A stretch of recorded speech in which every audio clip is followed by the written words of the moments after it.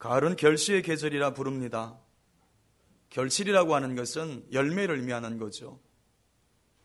또한 열매라고 하는 것은 성숙의 결과이기도 합니다.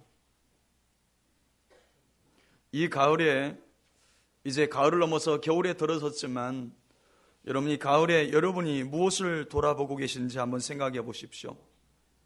여러분, 가을은 성숙을 되돌아봐야 합니다. 내가 올 한 해 동안 성도로서 얼마나 성숙해졌는지, 성도로서 내가 얼마나 성장했는지 그걸 돌아볼 수 있어야 합니다. 우리 자녀들이 성장하면서 겪게 되는 성장통이라는 게 있습니다. 주로 3세부터 12세 사이에 발생하는데 남자아이들에게서 더 많이 발생하는 것으로 알려져 있습니다. 성장통에 대한 의학사전의 내용을 보면 이렇게 되어 있습니다. 성장통이란 성장기 아동에서 기질적 이상 없이 나타나는 하지 통증을 말한다. 전문가들의 말에 의하면 이 성장통은 성장기 과정에서 누구나 겪을 수 있는 일이고 질병은 아니라고 말합니다. 저는 그 내용을 보면서 그렇다면 영적 성장통도 있겠구나 그런 생각했습니다. 신체가 자라는 과정에서 통증을 느끼는 것처럼 영적인 부분도 자라가는 과정에서 경험되는 일종의 아픔이 있다는 겁니다. 아픔만큼 성숙해진다는 말이 한참 유행했었죠.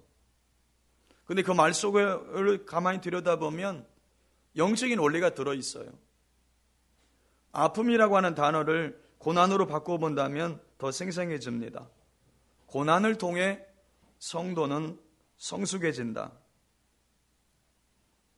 성도는 평안할 때도 성숙해질 수 있겠으나 고난의 과정을 통과하면서 더 깊은 영적인 성숙과 더 깊은 영적인 통찰들을 얻게 되는 것 같습니다. 오늘 사도 바울은 골로새 교회 성도들에게 영적 성숙을 위해서 기도하고 있습니다. 성숙을 위한 기도라고 볼 수 있습니다. 여러분, 이것은 매우 중요한 기도입니다. 우리가 주께 무엇을 달라고만 기도할 것이 아니에요. 성숙을 위한 기도가 필요합니다. 여러분에게 이런 기도가 있습니까? 여러분, 성도라면 성숙을 위한 고민이 있어야 되고 성숙을 위한 기도가 있어야 되고 성숙을 위한 계획이 있어야 돼요. 그래서 올해보다는 내년이 좀 나아야 되고 이번 주보다는 다음 주가 좀 나아야 돼요. 그래 점점 더 성장해가는 성도의 모습이 내게 있어야 합니다. 지난주에 반주하는 것과 이번 주에 반주하는 것이 같아서는 안 된다는 거죠. 지난주에 예배 드리는 모습과 이번 주에 예배하는 모습이 같아서는 안 돼요. 좀 더 성숙한 모습으로 하나님을 예배하고 봉사하고 기도할 수 있어야 합니다. 그렇다면 영적 성숙에 필요한 요소들이 무엇일까요? 바울은 특별히 두 가지를 강조합니다. 그 두 가지는 다름 아닌 그들이 알아야 될 것과 그들이 행해야 될 것에 대한 말씀을 합니다. 바울은 그들이 알아야 될 것을 알고 행해야 될 것을 행할 때에 영적으로 성숙한다고 확신했기 때문입니다. 첫째는 알아야 될 것입니다. 본문 9절 말씀을 같이 한번 읽어보죠. 9절입니다. 시작. 이로써 우리도 듣던 날부터 너희를 위하여 기도하기를 그치지 아니하고 구하노니 너희로 하여금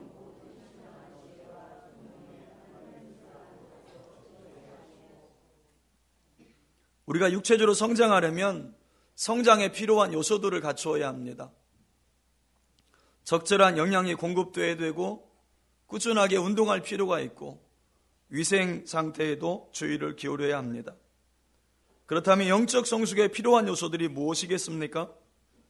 바울은 그 무엇보다도 알아야 될 것을 알게 될 때에 영적으로 자란다고 이야기합니다. 다시 본문 9절을 보세요. 이로써 우리도 듣던 날부터 너희를 위하여 기도하기를 그치지 아니하고 구하노니 너희로 하여금 모든 신령한 지혜와 청명에 하나님의 뜻을 아는 것으로 채우게 하시고, 이더 중요한 구절이 하나님의 뜻을 아는 것으로 채우게 하시고입니다. 하나님의 뜻을 아는 게 중요합니다. 기독교 신앙은 지식의 중요성을 간과하지 않아요. 기독교 신앙은 덮어놓고 믿으라고 말하지 않습니다. 알아야 될 것을 마땅히 알아야 합니다. 지식은 매우 중요한 겁니다. 제가 미국에 있을 때 제가 조금 아는 교포 사업가 한 분이 옷감을 염색하는 일을 하셨습니다. 참 돈 많이 버시는 분이었는데요. 한 번은 우리 교회 다니는 집사님 부부집에 들렸을 때 그분이 거기 와 계시더라고요. 그분이 하시는 이야기 중에 이런 게 있었습니다. 자신이 얼마 전에 염색하는 기계가 고장이 나서 기술자를 불렀는데 딱 5분 동안 손을 보더라는 겁니다. 근데 청구서를 내는데 5,000불의 청구서를 내더라는 거예요. 그래서 그 집사님이 아니 도대체 뭘 봤는데 5,000불이냐고 물었는데 수리하는 데 든 비용이 100불인데 고장난 것을 정확히 아는 데 든 비용이 4,900불이라는 거예요. 이렇게 무엇을 정확하게 안다는 것이 중요하구나 그런 생각했습니다. 이런 본문을 잘 보십시오. 바울 사도는 골로새 교인들이 무엇을 알도록 기도하고 있는지 잘 보세요. 다른 것이 아니라 하나님의 뜻을 알게 되도록 기도하고 있어요. 하나님의 뜻을 알게 되도록. 알아야 될 것이 굉장히 많이 있겠지만 바울은 하나님의 뜻을 알게 되도록 기도하고 있는 것입니다. 왜 이것이 중요합니까? 여러분 신앙생활에서 이것보다 중요한 게 없기 때문입니다. 어떤 신학자는 신앙생활에서 하나님의 뜻을 알기 위해 투자하는 시간과 드리는 기도만큼 소중한 것이 없다 그랬어요. 왜 하나님의 뜻을 아는 것이 중요할까요? 하나님의 뜻을 알아야 하나님의 뜻대로 살 수 있기 때문입니다. 하나님의 뜻을 바꾸어 말하면 하나님의 기대라고 할 수 있을 것 같습니다. 나를 향하신 하나님의 기대, 우리 가정을 향하신 하나님의 기대, 우리 일터를 향하신 하나님의 기대, 그것이 하나님의 뜻인 줄로 믿습니다. 우리를 향하신 하나님의 기대를 안다는 것이 왜 중요합니까? 그래야 하나님의 기대대로 살 수 있기 때문입니다. 그러니 우리가 무엇을 하든지 가장 먼저 생각할 것은 남편의 뜻도 아니고 자식들의 생각도 아니고 하나님의 뜻인 줄로 믿습니다. 하나님의 뜻이 무엇인가? 지금 11월 말에 나를 향하신 하나님의 뜻이 무엇인가?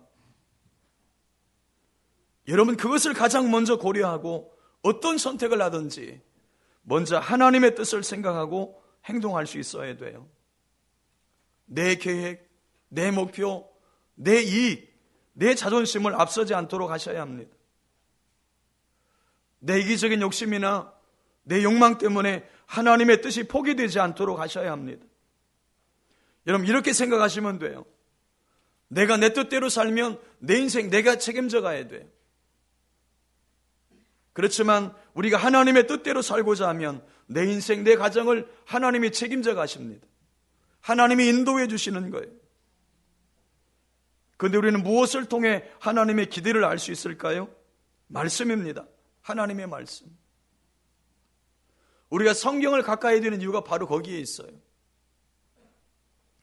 하나님의 기대는 상상하거나 만들지 말고 말씀에서 찾으셔야 합니다. 많은 사람들에게 그 사람의 비전을 물어보면 하나님이 주신 것보다는 자신의 야망일 때가 많아요. 하나님이 주신 비전이라고 말은 하지만 자신이 만들어낸 야망인 것입니다. 하나님이 주신 것이 아니면 아무리 좋아 보여도 그건 야망이에요. 여러분이 이 땅에 사시면서 교회를 10개 지어놓고 간다 할지라도 그건 야망일 수 있어요. 여러분 선교가 다 선교가 아니에요. 선교도 야망일 수 있어요. 비전과 야망의 차이가 뭘까? 거인들의 발자국이란 책에 보면 이런 정리를 해놓았습니다. 비전은 하나님 중심이고 야망은 자기 중심적이다. 비전은 과정을 소중히 여기고 야망은 결과만을 소중히 여긴다. 비전은 하나님의 계획을 이루어가는 것이 목적이라면 야망은 사람들로부터 인정을 받는 것이 목적이다. 왜 크리스천들이 야망을 갖고 있으면서 비전을 가진 것처럼 착각하며 살까? 하나님의 기대를 말씀에서 찾지 않고 스스로 만들어냈기 때문입니다. 골로새 1장 7절을 같이 읽어보죠. 골로새 1장 7절입니다. 시작. 이와 같이 우리와 함께 종된 사랑하는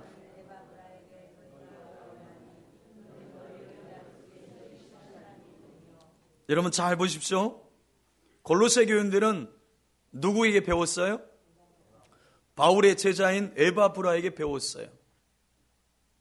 에바브라를 통해서 하나님의 말씀을 배웠고 그 말씀을 통해서 하나님의 뜻을 알게 됐습니다. 근데 바울은 그들이 하나님의 뜻을 더 깊이 그리고 더 온전하게 알도록 기도하고 있는 것입니다. 이것이 영적 성숙이기 때문이에요. 영적 성숙의 정도는 하나님의 뜻을 아는 정도로 가늠할 수 있어요. 하나님의 뜻을 알고 하나님의 기대를 알고 그것을 삶에 적용하며 살아갈 수 있는 것, 그게 영적 성숙이에요. 그래서 본문 9절 후반절에서 너희로 하여금 모든 신령한 지혜와 총명에 하나님의 뜻을 아는 것으로 채우게 하시고 라고 기도하고 있는 겁니다. 바울이 두 가지 단어를 강조하지요. 기도와 총명입니다. 먼저 신령한 지혜라고 하면 무슨 비밀스러운 지혜를 연상할 수도 있을 것 같아요. 근데 바울이 말하고 있는 이 지혜는 아주 실천적인 지혜를 말합니다. 우리 삶에 실질적으로 도움을 줄 수 있는 지혜를 가리킵니다. 기독교에서 말하는 지혜와 지식은 비밀스럽거나 추상적이지 않아요. 영적이라고 하는 말은 매우 실제적인 것을 말합니다. 여기 지혜라고 하는 단어를 다르게 정의한다면 하나님이 주신 실제적 지식을 사용할 수 있는 능력이라 할 수 있습니다. 하나님이 주신 실제적 지식을 사용할 수 있는 능력, 그게 지혜예요. 기억할 것은 영적인 지식이나 지혜 모두 하나님으로부터 온다는 사실입니다. 그래서 우리가 구할 필요가 있는 거예요. 야고보는 누구든지 지혜가 부족하거든 하나님께 구해라. 그러면 꾸짖지 아니하시고 주신다, 그런 말씀하셨죠. 여러분이 성경을 통해서 지식을 얻었다면 지혜 또한 구하셔야 하나님의 뜻대로 살 수 있습니다. 하루에 성경을 30분 읽었다면 또한 지혜를 구하기 위해서 또한 30분 기도하셔야 합니다. 그럴 때에 지식에 있는 성도, 지혜에 있는 성도가 될 줄로 믿습니다. 또 오늘 지혜와 함께 강조된 단어가 무엇입니까? 총명입니다. 이 총명은 지식을 분별할 줄 아는 능력을 말해요. 그게 바른 지식인지 진리인지 그걸 분별할 수 있는 능력을 말해요. 요즘 시대는 지식 홍수 시대라고 말을 합니다. 하루에도 수만의 지식이 쏟아져 나와요. 2014년 기준에 보니까 한 해 동안 출판되는 우리나라 도서의 종수가 47,589종이나 됩니다. 한 해 동안 47,000종의 책이 막 쏟아져 나오는 거예요. 달로 계산해 보면 한 달에 무려 4,000종, 하루로 계산해 보면 하루에 130권씩 나오는 셈이에요. 그렇게 많이 쏟아져 나오는 책들 중에 여러분은 몇 권이나 읽고 계십니까? 이런 말도 있잖아요. 홍수 때 정작 마실 물이 없다. 수많은 지식이 쏟아져 나오고 있지만 정작 인간의 삶에 풍요롭게 하고 인간을 살려내는 책들이 많지를 않다는 거죠. 그래서 총명이 필요합니다. 왜 그렇습니까? 분별해야 되기 때문입니다. 바울은 그래서 골로새 성도들에게 지혜도 주시고 총명도 주셔서 하나님의 뜻도 알고 그 뜻에 순종할 수 있는 하나님의 은혜를 달라고 구하고 있는 것입니다. 근데 바울이 여기서 멈추지 않아요. 바울은 하나님의 뜻을 아는 것을 위해서 기도해요. 근데 좀 더 나가서 하나님을 아는 것이 잘할 것을 위해서 기도합니다. 본문 10절을 같이 읽어보죠. 10절입니다. 10절 시작. 주께 합당하게 행하여 범사에 기쁘시게 하고 모든 선한 일에 열매를 맺게 하시며 하나님을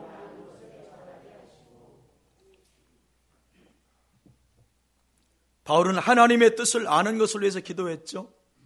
근데 이어서 어떤 기도가 이어지냐면 좀 더 나가서 하나님을 아는 것이 잘하길 위해서 기도합니다. 하나님을 아는 것이 잘하게 하시고 우리가 하나님의 뜻을 알아야 돼요. 그는 한 걸음 더 나가서 하나님이 누구신지를 알아야 돼요. 특별히 오늘 성찬식을 하는데 나를 위해서 십자가에서 죽으신 예수 그리스도를 알아가야 되는 거예요. 성경은 하나님의 뜻과 하나님의 계획을 기록해 놓은 책입니다. 그 성경의 원저자는 하나님이에요. 우리가 성경을 통해서 지식만 아는 것은 부족해요. 성경을 통해서 성경의 원저자이신 하나님을 더 깊이 알아갈 때에 성경이 더 선명하게 다가올 줄로 믿습니다. 만약에 우리가 어떤 책의 저자를 개인적으로 더 깊이 안다면 그 저자의 마음을 알 때 그가 쓴 책을 좀 더 깊이 이해할 수 있을 것 같아요. 몇 년 전에 법정 스님이 무소유라고 하는 책을 내서 엄청난 히트를 쳤는데 책이 없어 못 팔 정도였습니다. 그때 여러분, 기독교 관점에서 소유의 개념을 정리해서 내오는 책이 있는데 고세진 박사의 유소유라고 하는 책입니다. 무소유는 히트를 쳤는데 유소유는 히트를 못 쳤어요. 참 아이러니합니다. 유소유라고 하는 책을 낸 곳이 김순정 집사님이 있는 순정 아이북스에서 냈어요. 너무너무 좋은 책인데 너무 히트를 못 쳤어요. 저자는 무소유보다는 유소유를 주장을 했습니다. 유소유라고 하는 말은 소유를 갖자는 말이 아니었어요. 유익한 소유라는 뜻이었어요. 고세진 박사의 유소유 정의를 한번 볼까요? 버려야 할 것을 버리는 것도 지혜이지만 자신에게 진정으로 중요한 것을 남을 위해 나누고 공유하며 서로로 살아가는 삶은 사랑이며 희생이다. 그러한 유소유의 정신을 자신의 생명을 내놓아 인류를 살린 예수 그리스도에게서 본다. 그래서 좋은 것을 소유하되 그것을 이웃과 나누어 공유하자. 그것이 물질이든 정신이든 영이든 좋은 것을 정직하게 소유하고 나눌 때 이 세상은 살맛나고 아름다워지는 것이다. 유소유가 뭔 것 같아요? 소유하자는 뜻이 아니라 내가 소유한 것들을 세상과 공유하자는 뜻이었어요. 만약에 우리가 고세진 교수를 좀 더 깊이 안다면 그 책의 유소유 개념을 좀 더 마음에 와닿게 이해할 수 있을 것 같아요. 마찬가지로 우리가 하나님을 더 깊이 알게 되면 그분의 말씀을 더 깊이 알 수가 있게 돼요. 여기서 안다는 단어를 생각해 볼 필요가 있습니다. 하나님을 아는 것에 잘하게 하시고, 안다는 것은 지속적이고 인격적이고 체험적으로 알아가는 것을 말해요. 단순히 지식으로 아는 것을 말하지 않아요. 다윗이 아들 솔로몬에게 유언하면서 쓴 단어가 있습니다. 역대상 28장 9절 말씀에 보면 이런 말씀이 있습니다. 내 아들 솔로몬아, 너는 내 아버지 하나님을 알고 온전한 마음과 기쁜 뜻으로 섬길지어다. 참으로 놀라운 유언이었습니다. 너는 내 아버지의 하나님을 알고, 이건 객관적인 지식을 취하라는 말이 아니죠. 다윗이 평생 동안 경험했던 나의 힘이신 여호와, 나의 반석이신 여호와, 나의 요새이신 여호와, 나의 산성이신 여호와, 나의 구원에 뿌리셨던 여호와, 그 하나님을 아들도 알기를 원한다고 유언을 남기고 있는 거예요. 저도 그런 마음이 있습니다. 저희 아들들이 세상의 인본주의 지식으로 채워져 있는 아들들이 아니라 제가 좀 부족하지만 제가 경험했던 하나님을 그들도 알기를 원하는 마음이 있어요. 이렇게 하나님의 뜻을 알고 하나님을 더 깊이 알아가는 것, 그것이 영적 성숙인 줄로 믿습니다. 저도 주영광의 모든 성도들이 말씀을 통해서 하나님의 뜻을 알기를 원합니다. 그리고 그 말씀을 순종함을 통해서 하나님을 인격적으로 체험적으로 경험하면서 살 수 있기를 축복합니다. 이것이 바로 영적인 성숙이에요. 두 번째는 행해야 될 것입니다. 바울은 알아야 될 것과 동시에 행해야 될 것을 강조해요. 이유가 있어요.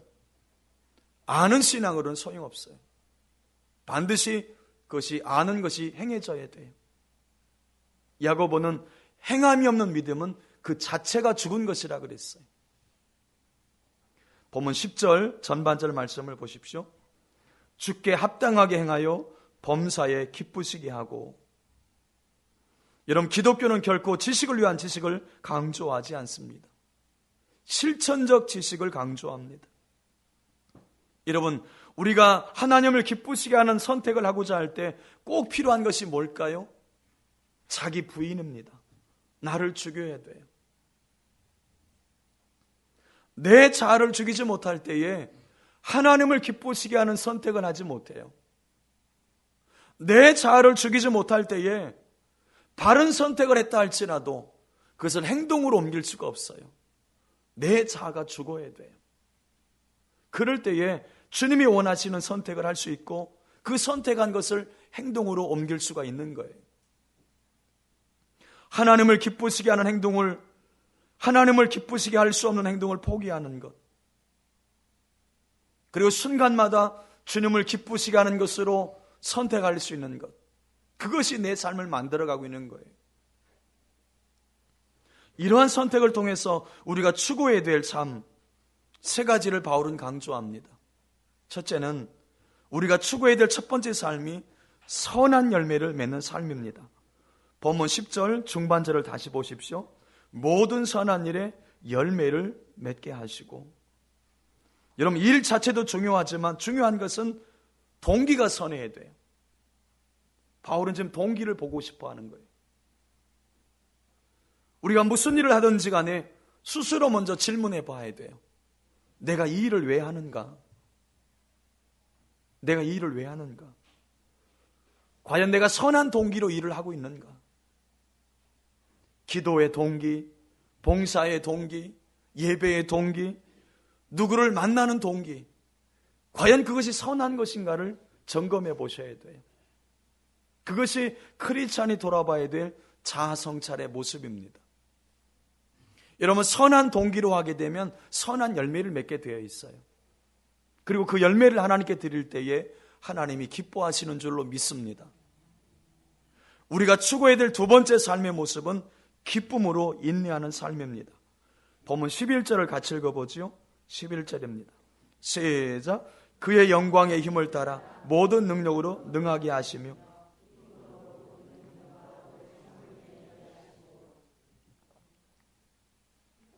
바울은 선한 열매를 맺으려면 뭐가 필요하다는 겁니까? 인내가 필요하다는 거예요. 인내가 필요하다.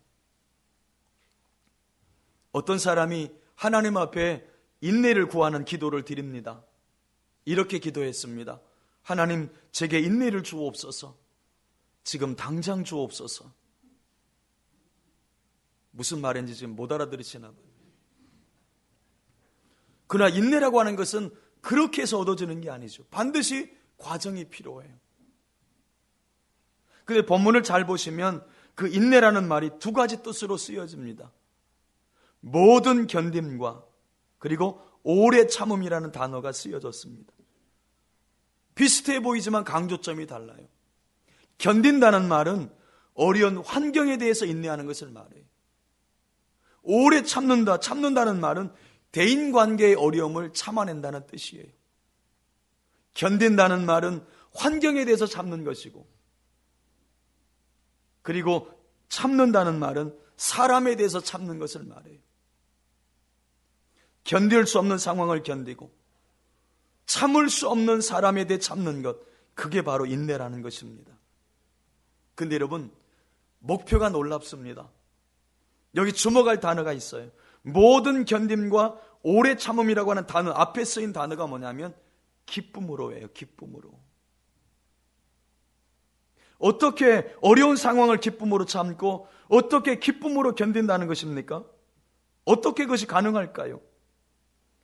그 비밀은 견딘 후에 맞이하게 될 흐뭇한 결과 때문에 기쁨으로 할 수 있다는 얘기입니다. 우리가 견디고 참아내는 과정을 통해서 우리가 좀 더 예수님의 인격을 닮아가게 돼요. 그런 과정을 통해서 오래 참음이라고 하는 성령의 열매를 맺게 돼요. 그 무엇보다 인내에 대해 우리 주님이 원하시는 바가 있습니다. 그것이 뭘까요? 환경에 대해, 사람에 대해 기쁨으로 인내할 수 있을 때까지 자라가는 자가 되는 거예요. 이게 주님의 기대입니다.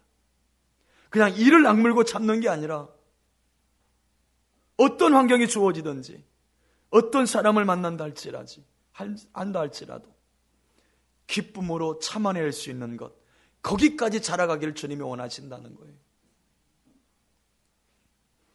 견디고 참는 데는 과정이 필요합니다. 여름이 지나지 않고 겨울이 빨리 오기만을 기다려서는 안 돼요. 어느 그리스도인 사업가가 열심히 신앙생활하고 열심히 사업을 하는데도 사업이 잘 안 풀리는 거예요. 그래서 어느 날 이런 기도를 드렸다고 합니다. 하나님, 당신께는 100만 년도 1초와 같은 시간이 아니겠습니까? 그랬더니 하나님께서 내 말이 맞다. 나는 영원자이니라. 그렇게 말씀하셨습니다. 그래서 이 사업가가 다시 이렇게 말을 했습니다. 그러면 100만 달러도 하나님께는 1달러나 마찬가지 아니겠습니까? 내 말이 맞다. 그러자 이 사업가가 이렇게 기도합니다. 하나님, 제게 1달러만 주십시오. 그랬더니 하나님께서 뭐라고 하셨는지 아십니까? 줄 테니 1초만 기다려라. 이 수준 높은 이야기를 알아듣는 분이 몇 분이 안 계시네. 잠언 20장 21절에 보면 처음에 속히 잡은 산업은 마침내 복이 되지 아니하느니라, 그런 말씀이 있어요. 처음에 속히 잡은 산업은 마침내 복이 되지 않는다. 이게 무슨 말이에요? 과정이 필요하다는 거예요. 하나님은 고난과 시련을 모두 없앨 수 있지 않겠습니까? 그러나 하나님은 그분이 주시는 힘으로 견디라 하시는 거예요. 하나님은 내게 드리워진 모든 십자가를 없앨 수 있지 않겠습니까? 그러나 하나님께서는 십자가를 지고 가라 하십니다. 주님 주신 능력으로 참고 지고 가라 말씀하신다는 거죠. 여러분, 환경을 변화시키는 것만이 하나님의 능력이 아니에요. 그 환경 속에서 내가 버텨낼 수 있게 하는 것도 하나님의 능력이에요. 하나님께서 내가 견디기 어려운 상황, 내가 참을 수 없는 인간관계를 주님의 권능으로 인내하게 하십니다. 그러면서 점점 내가 조금씩 주님을 닮아가게 되는 거예요. 마지막 세 번째, 우리가 추구해야 될 삶의 모습이 있다면 하나님께 감사하는 삶입니다. 본문 12절을 같이 읽어봅니다. 12절입니다. 시작. 우리로 하여금 빛 가운데서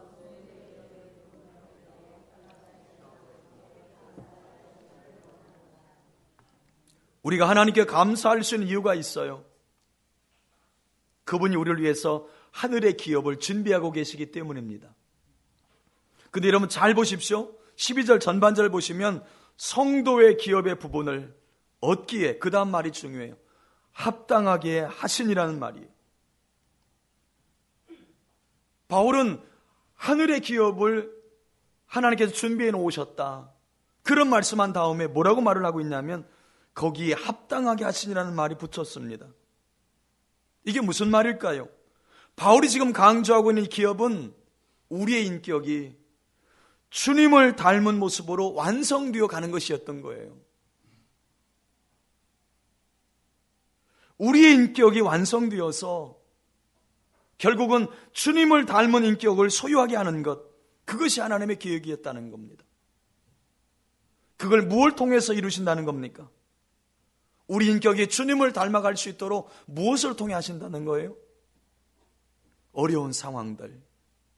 두 번째는 어려운 인간관계를 통해서 하신다는 거예요. 그게 하나님께서 우리를 만들어 가시는 도구라는 거예요.